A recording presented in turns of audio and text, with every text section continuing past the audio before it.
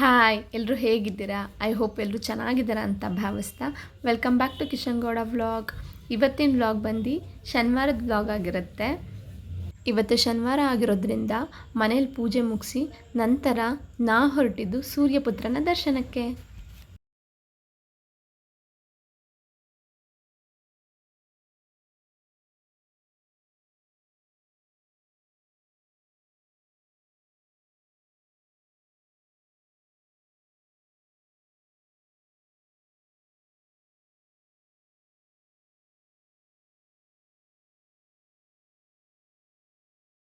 ಈ ದೇವಸ್ಥಾನ ಬಂದು ದಾಬಸ್ಪೇಟೆ ಹತ್ರ ಇರೋ ಹೊಸಪಾಳ್ಯ ಎಂಬ ಗ್ರಾಮದಲ್ಲಿರೋದು.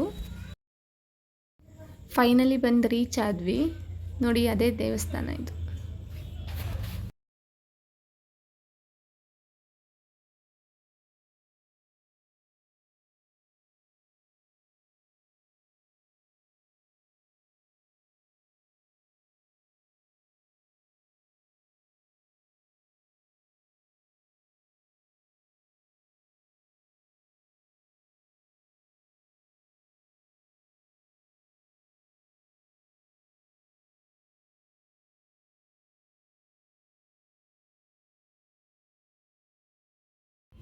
ದೇವಸ್ಥಾನದೊಳಗಡೆ ಹೋಗ್ತಾ ಇದ್ದೀವಿ ಇವಾಗ.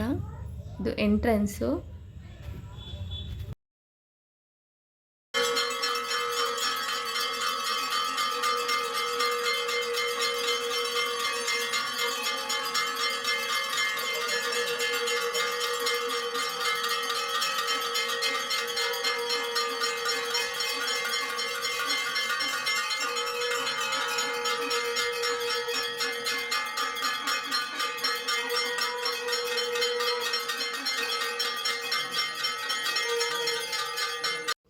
ನೀಲಾಂಜನ ಸಮಭಾಸಂ ರವಿಪುತ್ರಂ ಯಮಾಗ್ರಜಂ ಛಾಯಮಾರ್ತಾಂಡ ಸಂಭೂತಂ ತಂ ನಮಾಮಿ ಶನೈಶ್ವರಂ.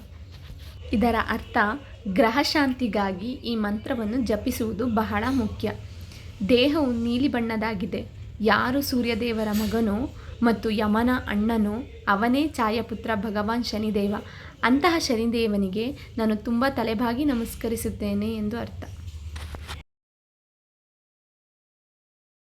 ಶನಿಗ್ರಹವನ್ನು ಪ್ರತಿನಿಧಿಸುವ ಶನೈಶ್ವರನು ಶನಿವಾರದ ಅಧಿಪತಿ. ಸೂರ್ಯ ಹಾಗೂ ಛಾಯಾಮಾತೆಯ ಪುತ್ರನಾದ ಶನಿಯನ್ನು ಛಾಯಾಪುತ್ರನೆಂದು ಕೂಡ ಕರೆಯುತ್ತಾರೆ. ಸಾವಿನ ದೇವತೆಯಾದ ಯಮನ ಕಿರಿಯ ಸಹೋದರನೇ ಶನಿದೇವ. ಕೆಲವೊಂದು ಧಾರ್ಮಿಕ ಗ್ರಂಥಗಳಲ್ಲಿ ಶನಿಯು ನ್ಯಾಯವನ್ನು ನೀಡುತ್ತಾನೆ.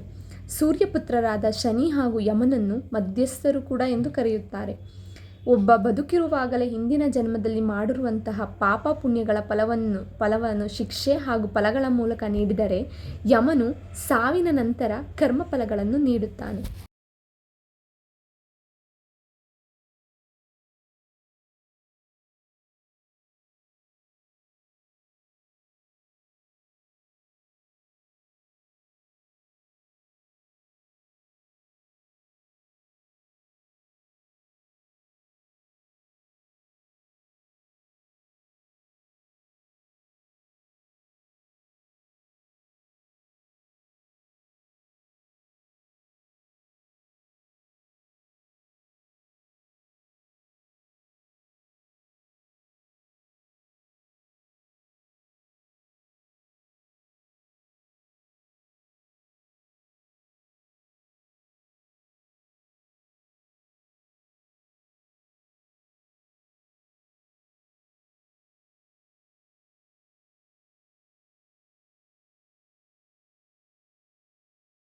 ಈ ವಿಗ್ರಹ ಬಂದು ದೇವಸ್ಥಾನದ ಒಳಗಡೆನೇ ಇರೋದು.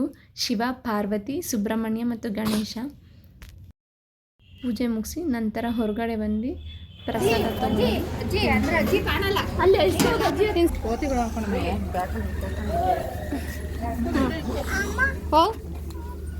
ತಿನ್ನು.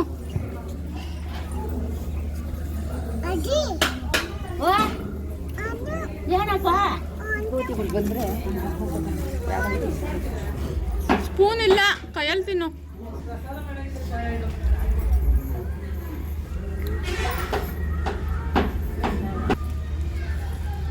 ತಿನ್ನು, ಇಲ್ಲಿ ಬರೇ ಚಕ್ಕ ಬಲ್ಲ ಆಗ್ತಾ ಅಂತಡಿ. ಚಕ್ಕ ಆಗ್ತಾ ತಿನ್ನು. ನಂತರ ನಾವು ಹೊರಟಿದ್ದು ಬಿದ್ನಿಗೆರೆಯಲ್ಲಿರುವಂತಹ ಪಂಚಮುಖಿ ಆಂಜನೇಯ ಸ್ವಾಮಿ ದೇವಸ್ಥಾನಕ್ಕೆ.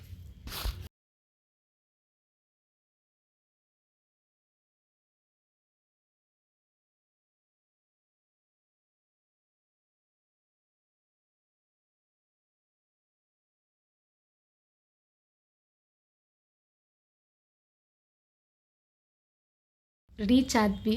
ನಾವು ಹೋಗಿದ್ದ ಟೈಮ್ಗೆ ಅಷ್ಟೊಂದು ರಶ್ ಏನಿರಲಿಲ್ಲ, ಬೇಗ ದರ್ಶನ ಕೂಡ ಆಯಿತು.